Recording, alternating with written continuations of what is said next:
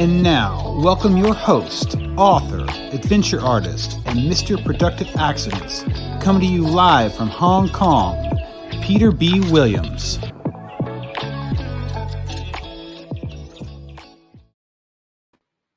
All right, welcome to episode 2 of Virtual Book Tours. It's Peter Williams here, based in Hong Kong. There's a bit of a quite an active electrical storm going on in the background here. It's Monday morning. Hopefully the thunder isn't too loud. Today we've got a great episode featuring another 3 additional authors plus me. That makes 4.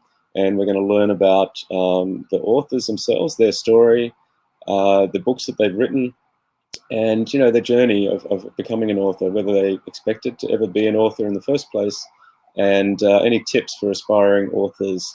And yeah, we'll get 10 minutes to talk about our books and to introduce them, and we'll get to know each other as well. And I'm quite convinced that we'll also create a few productive accidents along the way.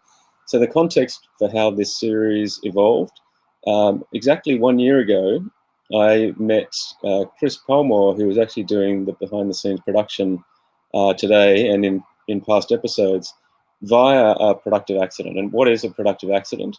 It basically is, you can think of it as serendipity, as good things that keep on happening if you put yourself out there. You know, you maintain your curiosity, you're playful, you're experimental. It's based on an idea from business school. I studied at Chicago Booth 10 years ago. And the big idea I got out of that was the work of Ron Burt, who went back 100 years to look at how does innovation happen. And he basically classified people into 2 categories. People that operate in silos or closed networks. You know, they're good at executing and optimizing. You know, they might just go to their work and they'll know the people in their cubicle, maybe their department, their company, their industry. Beyond that, they haven't really ventured too far. Maybe they're in their comfort zone. Maybe, you know, it's just where they're more effective. Contrast that to someone who maintains an open network and builds bridges between these closed networks. And, you know, eventually over time, that becomes a competitive advantage, because something that's routine in your life or world could be revolutionary to mine, and vice versa. And you play with that idea long enough and you start to see that serendipity can be completely predictable and repeatable. So 10 years of playing with this idea led to me writing this book, Productive Accidents, a playbook for personal and professional adventure, because I worked out that the formula for innovation is the same as the formula for adventure. The more you say yes to things, the more you volunteer, the more good things start to happen.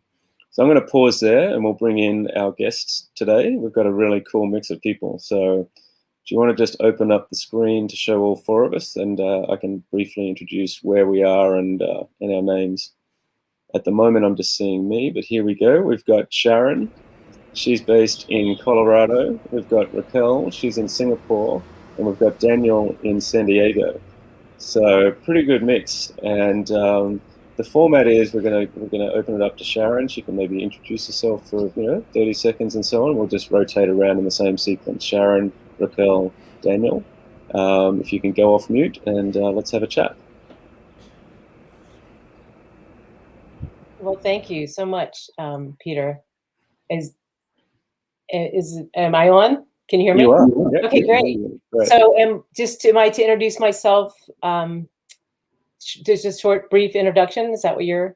Yeah, if you want to start there. Yeah. Great. Okay. So first of all, just thank you so much for just what you're doing, and you, gosh, when you were just describing your productive accidents, my gosh, I'm like at the right place, and I've just realized how I've started doing those things, and it's just, that's why I'm here, really exactly.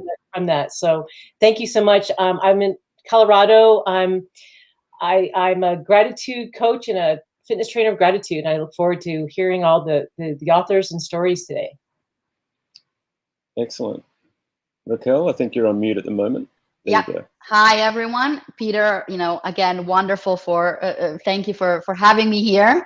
The way we met as well, I think was a great productive accident that actually led me last Christmas, not last Christmas, the Christmas before, to visit wonderful Niseko, which would probably never happened otherwise. But it's really nice to be here. I'm from Italy originally, have been in Singapore for about 10 years after living many years in the United States. States. And after working 18 years in the talent strategy and employer branding space, I decided to follow my passion, which is helping companies with generational diversity. So really helping them, prepare themselves for the arrival of Gen Z, the new generation in the workplace, and with baby boomers staying past the age of retirement, how to really help foster a culture of intergenerational collaboration where we can really get the best out of each age group and drive change together. So I'm super excited to be here as well. Yeah, let's expand on that a little bit. So I know Rachele via her husband, Victor, who's from Bulgaria. We work at the same firm, and he works in innovation.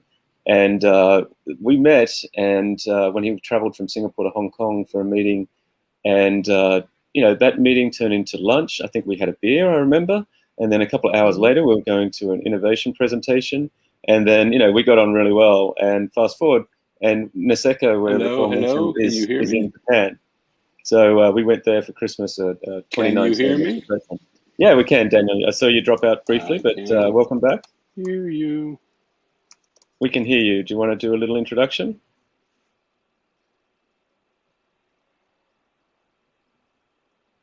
Daniel? Oh, you can hear me? Is it my turn to be up? Totally fine. Okay, great. Thanks for shaking your head because I can't hear a thing.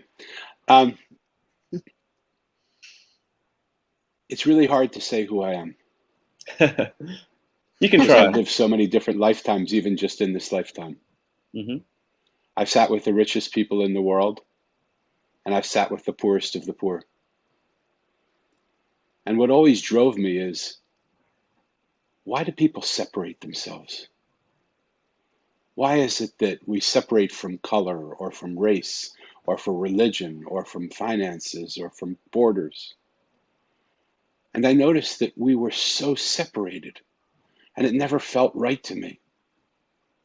So as I sat with millions, I'm going to say millions of people, and had conversations with them and listened to them tell me their stories. Well, you are Santa Claus, so you've had a lot of people sit on your knee. One of the things that I realized, I get that, was that everybody wanted the same three things. They wanted to be loved and accepted, listened to and heard, and acknowledged and validated. And I changed my life to doing that. So I can't hear a thing that's going on. I'm hoping you're hearing me. And I'm hoping that life is good. Wow, I can tell already that Daniel is a good storyteller, because as soon as he started talking, I went, whoa, what just happened there? He's very, very good. So I'm looking forward to hearing more about his book too. So, yeah, I mean, there's so much stuff that I could already talk about, but I guess let's stick with the program. And Sharon, we'll give you 10 minutes or so to talk about your book and your journey through that. That would be great. Great. Thank you so much, Peter. Yeah, so I'm just thrilled to be telling you about the book that I wrote with my wife back in 2016. And the book's called The 28-Day Gratitude Workout. And the book, what it does is it encourages and motivates you to take 28 days in a row to do 28 different exercises to strengthen your gratitude muscle. A lot of people haven't really heard of gratitude and exercise to put it together. Well, it's a book that is intended to immediately get you into what I call gratitude action. And the exercises in the book are very easy and powerful. So I've spent the past 40 years in the health and wellness world, and my go-tos have always been exercise and gratitude. In fact, I call these my superpowers. When I'm exercising, I feel just powerful and creative and healthy and energized. And then when I practice gratitude, I feel kinder and loving and giving and happier. So I found in my own life, by combining these two, it just made my life so much better. And that was the reason this book was created. In writing the book, I started to think of different themes to use in the book for each day of the week. So these themes that I've used, depending on the day that you're using it, you have an opportunity to practice these different themes once per week with a different gratitude exercise. And so let me give you an example a little bit about that. I'll take you the first 7 days, I'll tell you the themes. So day 1 is make someone's day. And day 2, take time to notice. Day 3, wherever you go. Day 4, say thank you. Day 5, find it. Day 6, show gratitude. And day 7, being grateful. So I'll give you just a couple of examples of these exercises because it's not, and it's kind of unusual, but I want to give you some examples of this. So take time to notice. One of the exercises that I wrote for that was finding gratitude for your closet. Now, for me, that really spoke to me because I realized how unappreciative I was with all the clothes in my closet when I'd walk in. And so in doing that, that was one of the exercises that I had. So where you'd really take time to, look at your clothes and start to get rid of things, what doesn't bring you joy, and start to really clear out your closet, give others. Are those giving you joy? Vans. Yeah, I'm very appreciative of my Vans. And actually, I'm gonna just pause you for a second. When you've got a 28-day gratitude project, later I'll talk about my gratitude project, which is actually why I started speaking to Chris, who's producing today. I came up with this concept of trying to do 10,000 thank yous. And if you do one a day, it's like a 27-year project. So I'm going to use some of your exercises to feed into my exercise and so on. So anyway, we'll talk about that more later. But great, this is cool. Yeah. So that's one of the exercises. Another one is about the gratitude walk. And I use this every day and I love it. And I encourage people when I go out walking, all I say to myself over and over again is thank you, thank you, thank you, thank you. And as I do that, then I start to think of people and things that I am thankful for. And then just everything around me seems so different. And I start noticing more things around me to be thankful. So that is the walk that I use every day. And it truly changes my day. Another one is, I don't know if any of you have done, is a gratitude jar, creating a gratitude jar. I've had so much fun with that one. Just life-changing. I make gratitude jars for other people. You put one piece of paper every day, you write one thing you're grateful for and you put it in the jar. And as you fill it up, if you're having a really horrible day, you take them out one at a time or read them all, so it's really a wonderful thing. But like I said, it's something very simple, these exercises, but really powerful. It's something we don't really think about. And actually, one of the reasons that I even wrote the book was how I realized how I was taking things for granted. I mean, the simple things, of water and it goes on and on and on, all the things that I took for granted. And I was quite shocked when I realized what I really needed to start focusing on. And so the other question that you were asking about was about, had I ever thought about being an author? Well, wow, the answer to that one was never. I mean, being an author was never in my radar at all. I never even dreamt of being one. But here's the warning. When a strong idea comes and it won't go away and it flows, everything flows so quickly. I was nudged and had a strong knowing to get this message out into the world. And the only way to do that was to write a book. And that truly was the reason why I wrote the book. And it was just so, it was so strong for me. I wanted more people to experience what I have created. And that is gratitude exercises to increase one's fitness, exercise, just well-being. And I would say the advice that I would give around that was, you can't do it alone. I'm very fortunate that my wife has a lot of gifts that I didn't have. And so she helped me to self-publish the book and edit the book for me. And so we put it on CreateSpace. This is back in 2016. And what I would say also about that is I started the book in 2014 and then life happened and I had to take a pause. But then I came back in 2016 and finished the book. So, sometimes life can happen. If it's meant to be, it will come through. So that is pretty much my sharing about the book, and any questions I'd love to answer. I've got plenty of questions, but maybe Raquel? I mean, it sounds absolutely wonderful. I think I really need to get a copy. I think, especially nowadays when everybody's talking about mental health being a challenge, or when people feel, restricted by the current situation. Obviously COVID has impacted many of us globally in different ways. But I think, yeah, it sounds like something I really need to start practicing again. I always had a lot of trust in life, but I think sometimes you see that it gets tougher, right? Despite all the blessings that you're filled with, it gets a little bit hard to notice them when things get a bit tougher. So I think this is just wonderful, and it sounds fantastic. Thank you. Yeah. So do you practice it over and over? So it's a 28-day obviously program, and then how do you upkeep?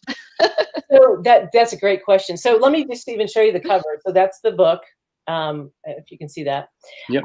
So yes, so I wrote this in 2016, and I have been doing it. I do it every day, and so it's even expanded, because a year later I wrote a book called Thursday's Note, and it's 52 reasons why to write a thank you note I give people. And so, and then moving forward, this year, at the end of this year, I have a book called Gratisize 365. So I've come up with a whole year's worth of exercises, and through my practice, I have practice of how to help people from the time they wake up throughout the day to the time they go to bed, a routine that they can create and how they can do that. So yeah, I live, breathe, and eat this stuff. It's a part of me, and my life has never been better doing it. Great. Amazing. Daniel, I know you've got some feedback. You're on mute, Daniel. I'm very grateful for all the problems I'm going through today. Gratitude is one of the most beautiful things that we could ever have, right? Because what we do is, so many times we look at the world and we see just the faults. I remember when I was in seminary, I was taught to walk into a perfect room. Perfect.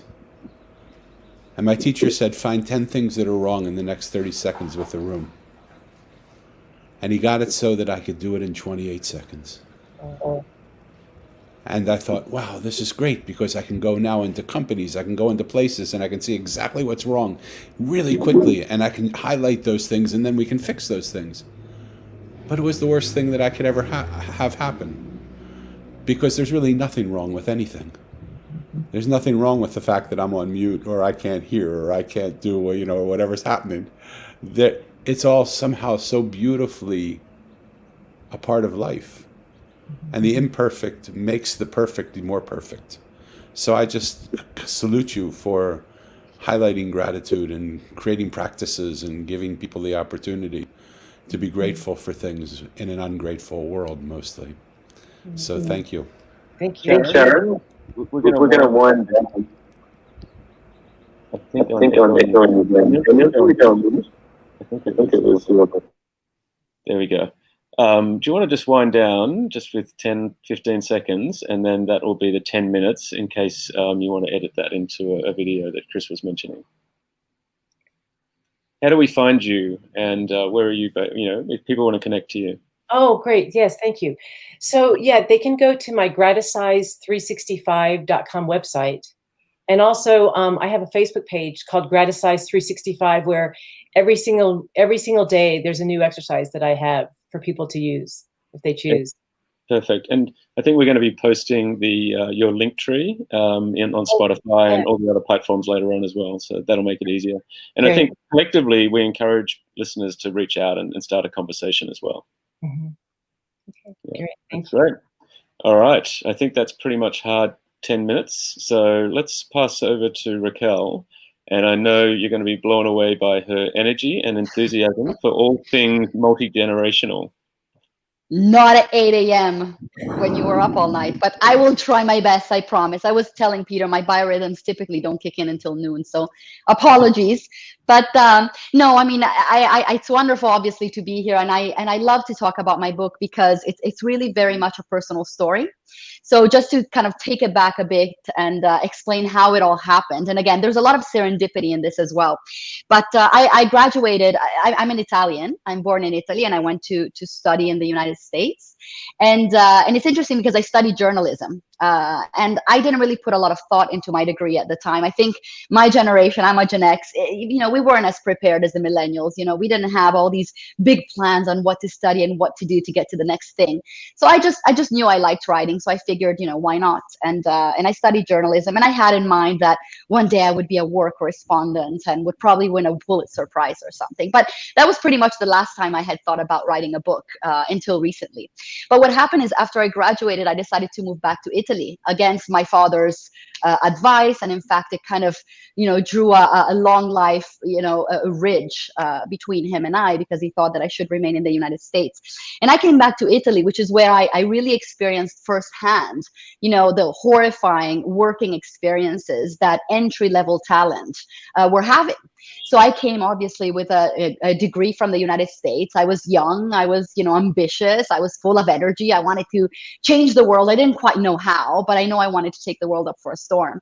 And I started working initially in an advertising agency, and I just realized that ambition was not rewarded, was not even encouraged. I was, asked to make coffee and print photocopies and type emails. My boss was really, really stern. We were told that it was not okay to be authentic. It was not okay to be yourself. It was not okay to talk about your personal life at work. Everything had to be business.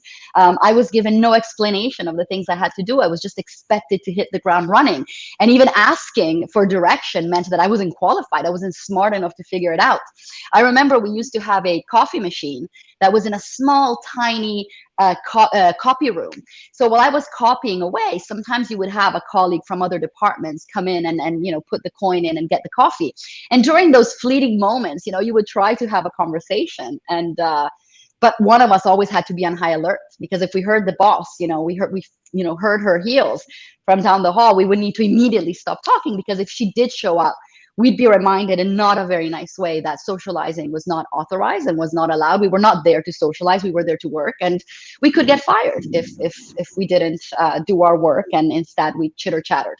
And so, I wouldn't have it. So I remember one day I called my grandfather, who was a traditionalist, a lawyer, very strong-willed man, and I started complaining about how menial I felt and how sad I felt that I couldn't put my gifts to the test. I remember I had asked to be part of an internal meeting, and I was called in by HR because I was overstepping my boundaries. And what was I doing? I was a rookie, I shouldn't have anything to say, and so on. And when I told this to my grandfather, instead of finding empathy, he got really mad at me. He told me, you just started. What's wrong with you? You should be grateful you have a job. You should be grateful they're even paying you. You have to lower your head and pay your dues. And I didn't really buy it. So I quit, and I found another job, and I experienced a few other horrifying experiences until I decided to move back to the United States, put myself in the game again, start school again. And that's actually when I got contacted by my former employer, which was an employer branding company. And it's interesting because what an employer branding company did at the time was really help organizations understand how to position themselves as ideal employers. And I remember, obviously, traumatized by my Italian experience, I fell in love with the concept that not only, companies were, paying their people a decent amount of money and giving them important things to do, but they were actually investing millions of dollars to find ways to position themselves as the best place where somebody young and full of energy could have a career. So you can imagine, I fell in love with employment. It was love at first sight. And I decided to dedicate the next 18 years to that. And what I think was really lucky for me is that as I joined this organization, this was 2006. I was in the US at the time. And 2006 was a very special year because it was the year when all millennials, the Gen Ys, they were exiting out, they were undergraduates, and all the Gen X, my generation, were MBAs. So the company ran a study about students' preferences, ideal employers, career expectations, and so on and so forth. And that year I was at interim head of research globally, and I was looking at the data, and I remember I was shocked because the data between the millennials, the undergrads, and the Gen X were completely different. My generation, we wanted prestige and money and leadership opportunity, and this new generation, they wanted work-life balance and ethical standards and friendly environment. We wanted to work for management consulting companies and accounting firms and banks, and they wanted to work for the government and teach for America and nonprofits. And I remember that I was blown away. And maybe one thing I didn't mention mention is that after my career in advertising in Italy, I worked for CNBC as an anchor woman for a couple of years. So I had that, television experience working in this kind of, high pressured environment. And I remember how wonderful it was when I would get somebody to present me with some data that was very relevant. And when I saw this, I thought, gosh, this can change the world.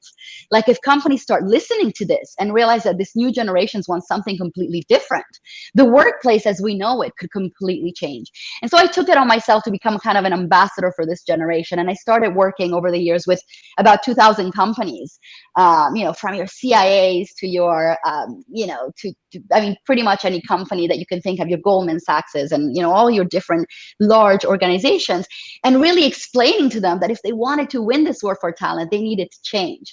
And I think in doing that, I feel today, looking back, that I may have played a very small part in kind of changing the world. If we look at what the workplace is today, it's very different than it was when I initially joined the workforce. Now people are empowered. You can take for granted almost, at least in most of the developed and emerging world, that you're going to have a friendly environment. You're going to have bosses who are going to try to support you. You're going to have training and development. You're going to be valued for who you are.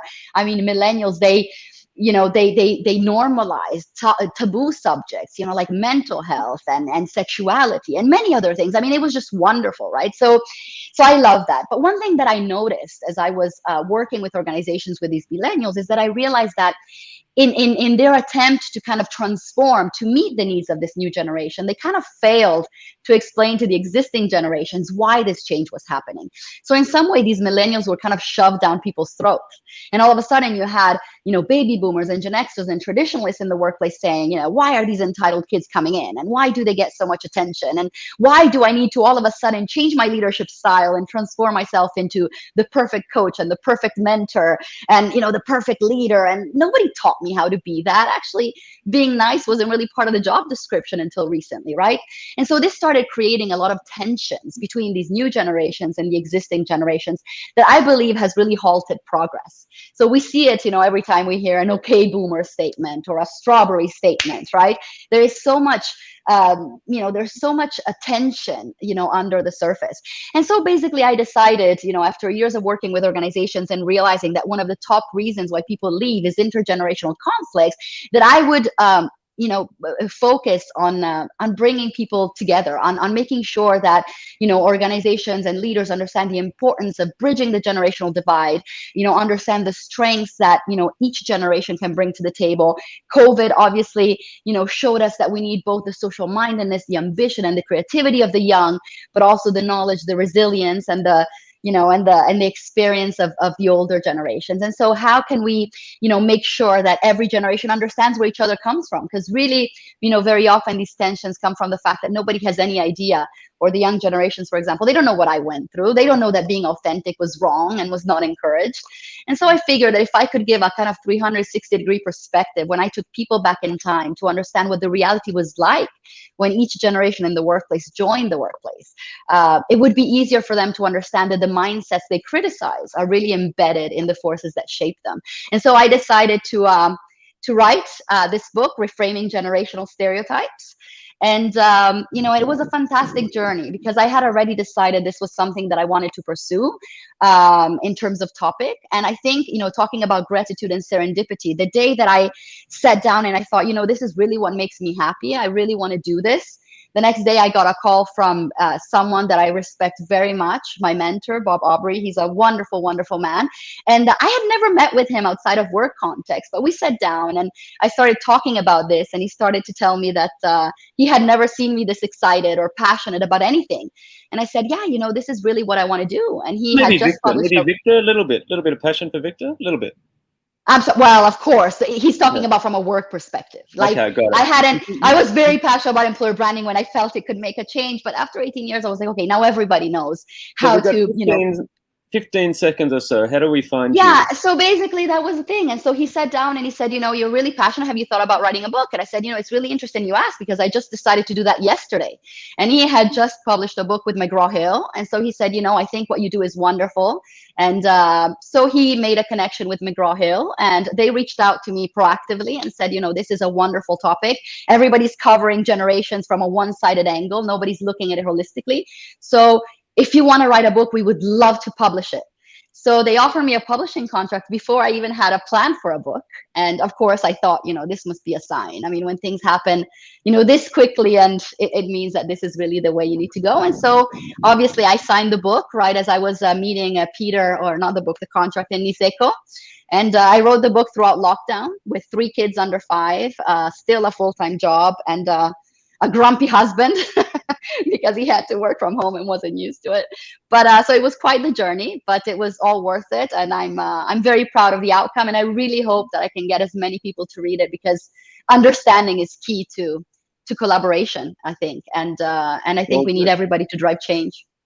All right, perfect. All right, that's your 10 minutes. So I'm going to briefly hand over to Daniel, but we won't be able to talk at the same time. So I'm going to go quiet, and if I need to, I'll just send you a message on chat. So I'll go on mute, and we'll hand over to Daniel. One of the best communicators I've ever come across, I have to say, because as soon as you start talking, everyone just suddenly looks and listens. It's you've got a gift, so keep it up. Thank you so much for those kind words, and thank you for both of you who have gone before me. There's a gift that comes in our presence. And it isn't what we do. It isn't when we were born. In my mind, I love what Raquel has been talking about. I love that Sharon, is it Sharon? Yes, has said that how important it is to be grateful. But in my life, what I saw, and the thing that pained me the most, was how few people actually knew themselves. My story starts around the death of my father. He was my hero. I was a mini-me to him before mini-me's were even known. I was a 3-foot version of a 6-foot version, and we looked the same, we walked the same, we waddled the same, we smiled the same, our hand gestures were the same. He was my hero. And when I was 13 years old, he passed away with no warning signs. My mom was so in love with him that 2 years later, on the same day at exactly the same time, she died also. So by the time I was 15, I had lost my heroes, and I had lost the people that had held me and loved me no matter what I had done. And I asked the adults, where are my parents? Where'd they go? And they told me they went to a place called heaven. So as a young boy, I set out to find heaven. Really what I meant to find was my purpose. What's the purpose? What's life mean? Why in the world would a little boy who's been so protective and so sheltered by the love of his parents suddenly not have that anymore? Life gave me amazing opportunities. Opportunities that most people would have thought were heaven on earth. And my book, The Mosaic, is really the story of those opportunities. I didn't write the book, though. I tried to write the book. It took me 3 years to write a book that I thought would take 8 weeks to write. I would write it, and I'm an old guy, but I know how to save a file. I would write the chapter and I would save the file. I would wake up in the morning, the file wasn't there. Nowhere could I find it. It was gone. And so I would sit down for a little while and I would write it again, and I would try and capture what I captured, and sometimes I wrote it better and sometimes I wrote it worse. But I would try and save it again. And I would save it, and then the file would tell me it's corrupted. Finally, my wife is younger than I. I said, baby, will you come and maybe save these files? I don't know what I'm doing. I must be, technically crazy. I can't figure out how to save a file that I know how to save. And so she would save the files for me, and miraculously they would get saved when she did it. It was just something that was happening. And the book was almost entirely written. And I woke up the next morning, I turned my computer on, and my computer had completely crashed. I went, oh my God, I've lost 3 years of work. I went to the store and I said, surely you'll be able to figure out how to save those files and bring them. They were saved. Every file on my computer they could bring back, but my book was gone. They couldn't find one way to bring my book back. Now, these characters were based on characters that I met over the course of my life, but they were mythological characters. So I had an idea. I didn't go on StreamYard, but I sort of called them together for a Zoom call.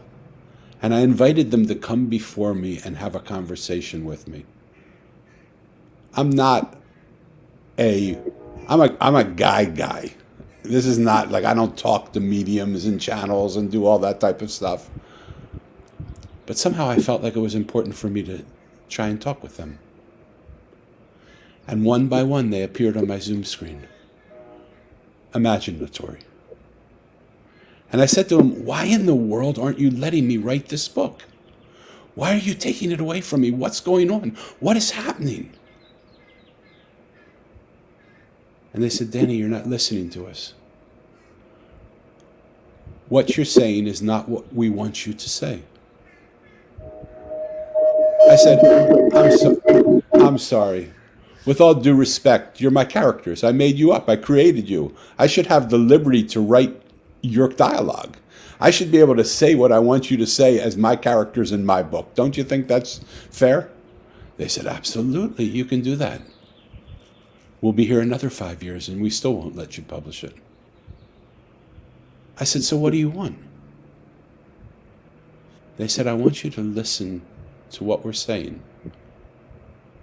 Write what we're saying. And if you do, your book will be done in 30 days. I said, you're kidding me. Okay, deal. I'm so frustrated. I had black hair and a black beard when I started. So I was so frustrated. I said, this is absolutely crazy. Go for it. 30 days to the day my book was done.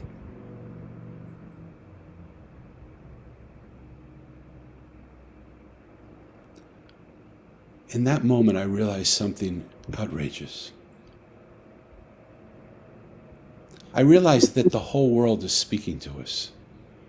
Everything is speaking to us. Our bodies are speaking to us. Our businesses are speaking to us. Our workplace is speaking to us. Our own inner voice is speaking to us, but so few of us are listening to what the voices are saying. If I would have just listened to them, I wouldn't have had to go through 3 years of this painstaking.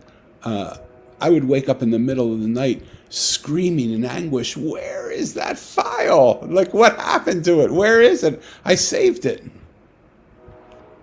And the message it wanted to tell me was that the world needs to have an ambassador of listening. We need to start a revolution of listening. The mosaic is about listening. I was a bit of a snob. I turned away from running a multi-billion-dollar company because I wanted to find inner peace and happiness. And I hitchhiked on the road. I only associated with certain people that were high vibration. I only went to restaurants where they cooked food a certain way. And the characters I was writing about in this book were common, ordinary people. They were a trash man, and a blind woman, and a homeless man, and a road worker. And I thought, what the heck are these characters doing in my book? But when I sat with each one of them and I listened to them tell me their story, what I realized is the person that I saw was not at all the one that I initially saw. They were completely different. And when it happened to me in that moment, I started to ask myself, is anything in the world the way I see it, or is everything is it me just seeing the world the way I see it? Do I see anything the way it is? And the message of the mosaic is nothing is as it seems. Try that mantra on for size. Try looking at the world that you know and say, It's not that way. It's different. The story is an amazing, amazing story. It's beautiful. They wrote it way better than I would. But one of the reasons why they wrote it way better than I did is because I was only writing the words to the story. They wrote a story in the spaces between the words as well. The space, the quiet between our words tells amazing, amazing stories. I can't wait to hear how you experience the mosaic. The fact that you're on here right now means the mosaic has found you. Whether you decide to engage with it or not is your choice. But it's found you. It's welcomed you into its beautiful artistry. I look forward to hearing how we connect. Thank you so much for this opportunity to share with you. This is Daniel, and I'm out. You are amazing, Daniel. And actually, I did a communication training, random connection, and I went along, met this gentleman, and he was trying to teach me to communicate the way you communicate, as though you're having a conversation with pauses so that people can interpret, fill in the blanks and all that. But I find it really difficult to do. You do it naturally, but man, it's powerful, So that's a great reminder. I need to slow down, give people a chance to have their own sort of internal conversation or processing. So I did purchase Mosaic, and now I really need to spend some time to get to know it. And Sharon, your book is amazing. I need to, that might help kickstart my 10,000 thank yous, because I don't do it all the time. I sort of come and go depending on what's going on. But I'm up to, over 1,300, which is, if I was doing one a day, I'd probably be up to more like 5,000 or something by now. But it doesn't matter, right? So long as you have the intention to be more alert to the good things that are happening any given day, that's got a lot of power. Just having perspective, I think, was the big revelation for me. And actually, we interviewed the person that planted the seed, Mush Pantwani. He spoke at a Creative Mornings event here several years ago, and he spoke about how he'd been made redundant as a 47-year-old. So let's tie it into Raquel's story. Maybe they said he was too old for the job, or who knows. But Mush was such a positive person that he went, you know what, that's no big deal. I was going to quit in 3 years anyway, and I wanted to write a book, so I'll just do it now instead. And he'd already done a bunch of blogs, so he had the raw material. He just had to reorganize it. But my memory of what he said next is a little bit distorted. We discovered on the podcast, but I'm going to say it the way I remember it, because that's my reality, which was he designed his day so that he could write the book. And he'd get up at 5 a.m., go for a swim, have a good breakfast. He'd be at his desk by 7 a.m., and he would allocate 7 a.m. till 11 a.m. to write his book. And he decided it was going to be 100 pages and that he was going to finish in 100 days, which meant he had to write a page a day. And if you're, sitting down at a desk for 4 hours when you're fresh and creative, you're going to get that done in 30 days, just like Daniel did. Mm-hmm. So, he actually he came back on the podcast and he said he actually did that over 100 Sundays. So he used his Sundays as his writing day. But in my mind, he did it in 100 days. And that concept led to me self-publishing my first book, which I haven't even really mentioned. But Sharon, you mentioned CreateSpace before. I used that as a platform to self-publish an exactly 100-page book in honor of Mush, where I just collected and compiled the sister of my younger sister-in-law, who went missing when she was 18 in Australia, and has never been seen since. That was in 2002. But that was my way of capturing her artwork, her poetry, her photography, and making sure it was there for future, children and grandchildren and so on. And there's no way I would have written a second book if I hadn't learnt the skills and gone through the process of writing the first book. So I guess I've already gone into my story of my book. And what I've tried to do is, well, first of all, I was inspired by another person, Craig Wortman, who was also a professor of entrepreneurship at Chicago at the time. He's now at Kellogg. But he wrote a book called What Is Your Story? And he spoke at a webinar at work. And I thought, okay, I'm going to sign up for this because it's not something you typically, hear. This is several years ago, where someone coming in to talk about the value of stories in a global financial firm was quite rare back then. I think it's more common now. But I bought his book on the way to work on Kindle. I read the introduction, and there were 3 sentences that jumped out that, really have changed the way I think about a lot of things. The first one was, stories are your most valuable asset. The second is, stories are more important than facts. And the third one is, if you don't write stories down, they did not happen. And so that last one, reminded me of, my father's from a big family. 5 of his brothers went to World War II, trained, from Australia, trained in Canada, went across to Europe, dropping bombs over Germany. And despite being shot down and presumed dead and everything else, the war ends and somehow all 5 of them survived. But only 2 of the 5 wrote their story, not to be published, but just to make sure it wasn't lost for their children and grandchildren. And, my parents have PDF copies of those, or, hard copies. I scan them to make sure they're not lost.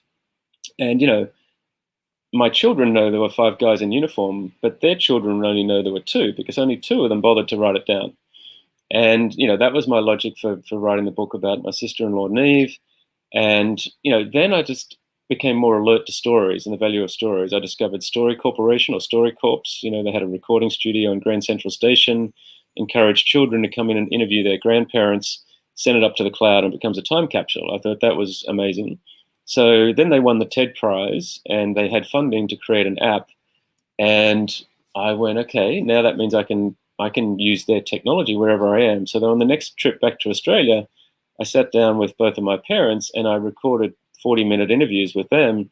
And I learned things about them that I didn't know. Like, I didn't know that my father had been made redundant after 18 years of working, selling tractors for one company. His boss drove him home on a Friday afternoon and said, hey, don't bother coming in on Monday. And I thought, oh, that's kind of weird. And he's a father of 6 children. I'm the youngest. I'm 2 at the time. And within a month, he realized, what? I've got such a good network, and I've got such a good, reputation. I can just buy and sell secondhand farm machinery from around the region. And within a month, he realized I should have done this years ago. And, another productive accident, I guess, emerged from that.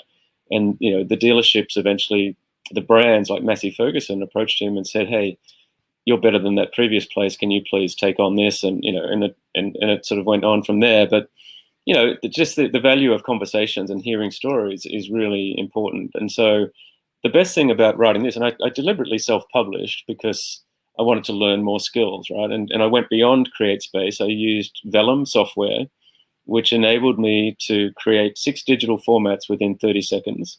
Then I discovered, okay, if I build my own website on Squarespace, it's got a commerce engine where I can load digital files. I don't even need to use Amazon. So I'm deliberately just trying to do it all, self-publish, self-distribute, and learn things and just see what happens. So, I always call any of these projects version 0.0, This is like a minimum viable product. Lean startup came into it. That my interest in entrepreneurship, creativity, how innovation happens. And, we talked about superpowers before. One of my superpowers is volunteering. I've discovered that the more you volunteer, the more you meet like-minded people. And like you say, Daniel, it doesn't matter if they're the janitor or the, running $1 billion company. If you find people that care about solving for poverty or for homelessness or overcoming racism or biases and all that good stuff, then, magic keeps on happening. And so, what Raquel's doing with Generation XYZ or Z, however you want to say it, is really powerful. So we've got her to come in and speak to the Generations Network at work, and then she's been invited back to speak to the, with the CEO on how to shape culture. And amazing, these adventures keep on happening. Then I met Chris, and suddenly the book has turned into this series of podcasts. Then I went, hang on, I know so many people who've written books now. Why don't we just get them together on an episode, once a month, and each of us can talk about our books, and more magic will come out of that. I know, this is only our 2nd episode, and I can already see a pipeline of possibilities. And one of the other things that we created here in Hong Kong is a tradition of welcoming visitors from all around the world. So, in 1 month alone, we had a documentary filmmaker from LA, we had a Maasai tribal guy from Tanzania, and we had a musician from Melbourne. And the magic is we get to hang out and spend more time together. They get to live a little bit like we do, in the mid-levels of Hong Kong, just near the escalator above Soho and all the bars and restaurants and all those good things. But even better, when I'm not here, we've got 4 children. Our children get to have conversations with this amazing group of people. And to me, that's the most valuable thing out of all of this. They get to see, I don't have to, go and work in a bank. I can become a filmmaker, or I can, become a photographer, or I can, whatever, work for a nonprofit. And the more I volunteered for these things, suddenly I'm on the board of an NGO in New York called Music for Life International. And the first concert they put on, or the one that I was involved in, was on behalf of the United Nations and their efforts to end violence against women and girls. And I went, all right, that's pretty important. It loops back to, my missing sister-in-law, because for sure something bad happened to her. How can we honor her life in new ways? And then I brought the founder of Music for Life to Hong Kong. He stayed with us, by definition, and he spoke at TEDx Wanchai, did an amazing job. And a month later, he went back to New York, and he said, by the way, the woman that prepared him for his talk is doing an NGO, and that's called Resolve Foundation. So I don't know if you can see it on my T-shirt, but Resolve Foundation helps Hong Kong become more tolerant and inclusive. And, so I'm on the board of that. And, these things keep on snowballing, productive accidents, whatever you want to call them. So that's it for me. I think I'm winding it up as well, but we'll keep talking, and we'll have 5 minutes just, and see where this conversation continues, and hopefully we can make more magic. So thanks everyone for joining. This has been amazing. Yeah, thank you. So Chris, I think we're good. We'll call that my 10 minutes. So I'm curious to learn, what ideas have been triggered. I get the benefit of listening to your stories, and then I can sort of try to link it all together. But it's the same way, and I think you do it too, Daniel. You said you've become, I don't know, what did you say? You were like something for listening. You were like an advocate or a apostle for listening, or something like that, on the benefits of listening. But I find that in the way I like to have ambassador. I like to have the benefit of listening first, because then I can go back and say, okay, place a hook here, here, and here. Here's a TEDx talk I need to share, a podcast, a book, and here are 3 introductions I need to make, and the magic continues. So when I spoke about I've only ever been to San Diego twice, or near there twice. Once was during business school. We went over to Chicago for the electives, and I had a friend from college, undergraduate college, next door neighbor, who happened to be living in Encinitas, and he said, look, come down here and we'll go surfing for the weekend. And the funny thing was, when he picked me up at the airport, he said, okay, you like to take a lot of photos, and I do. I literally take photos all the time. This weekend, you're not allowed to take a single one. And the good thing about it was like listening with my eyes, right? Because from that point on, I wanted to make sure he triggered my memory to remember, the coastline and the coffee shop we went to, and, the place in La Jolla and all this cool stuff. Anyway, the second time I went back there, we did a road trip from LA to California, end of 2019. And I drove down from Newport Beach to meet a childhood hero, Bob Haro, who's the founder of Freestyle BMX. So I grew up on a BMX bike and skateboard. So those 2 activities also fed my imagination, because every month you got BMX Action magazine, and it had a new product, a new trick, a new, skill that you could learn. And growing up, with physical copies of magazines, that was my Bible. It made me a better writer, better reader, more imaginative, everything. And closing the loop on that, the publisher was a guy called Bob Osborne. He's now moved to Montana. So Sharon, we spoke about Montana briefly, and he's become a famous photographer for cowboys and Indians, to the point where he was welcomed into an Indian tribe. And that, I don't think that's an easy thing to do. Trust and everything else forms over time.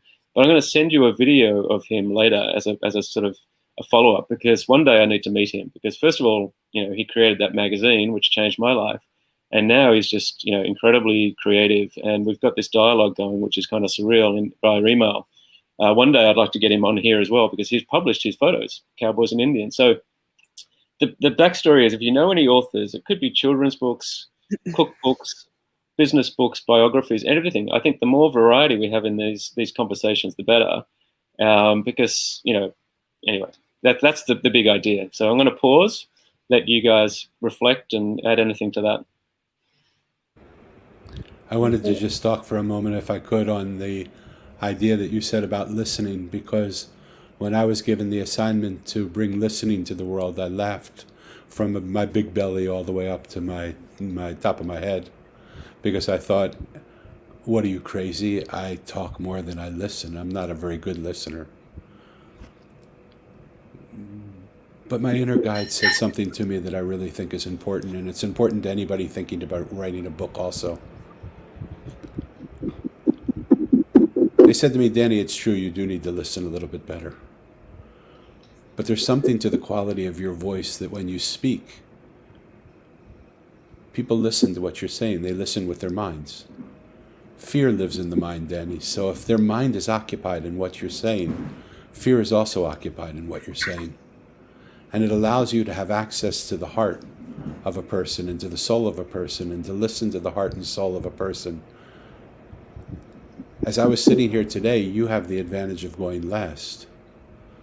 But it didn't matter to me because I could feel the heart and soul of each person in this room. And I could speak to that heart and soul as well. And when you're writing, don't just write the words that come to your mind. When you're speaking, don't just write the words that your mouth wants to say. Find a way to resonate from your heart and your soul, that you're actually able to touch to a deeper place in people. That's the place that will transform people, not the pretty words that we say. Our words go in one ear and out the other. But the resonance of how you feel, your presence that you bring to a room, people will remember that forever. I don't want to take too much time, so I'm out.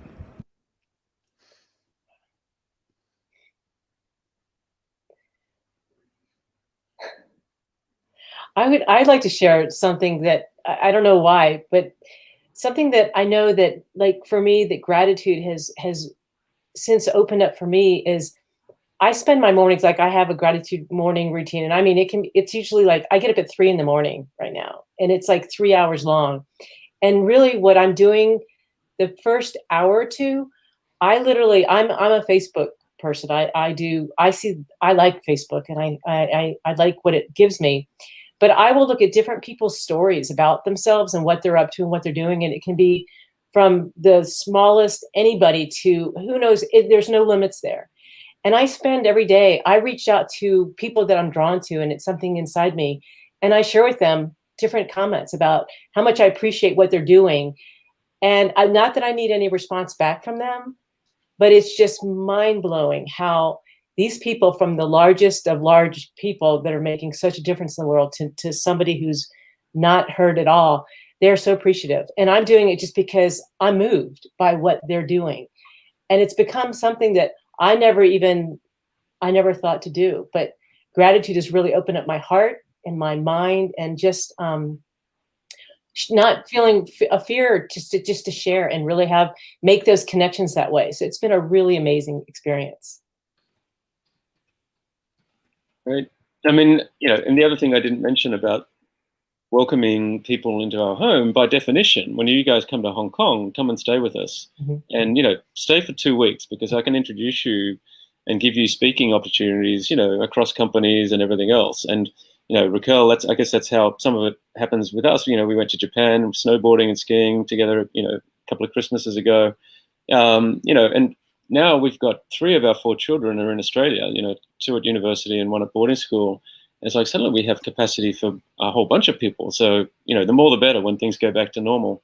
So, yeah, even our old neighbors here, they moved to Singapore a couple of years ago. Actually, so we've been in Hong Kong for 11 years. Before that, we were Singapore for 9, before that, Australia, etc. But we've still got a lot of friends in Singapore. Our youngest daughter, who's 11 now, we left when she was 6 months old.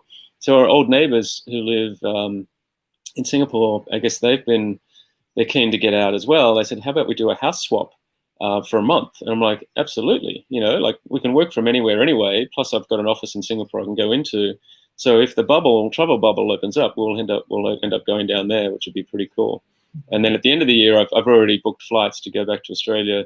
I know I'm going to have to do quarantine on the way in, but it's worth it. I've got to see our 3 kids. We haven't seen them for about 18 months, some of them. And my father's turning 90, so I want to be there for his birthday too. So yeah, lots of fun, provided everything stays kind of open.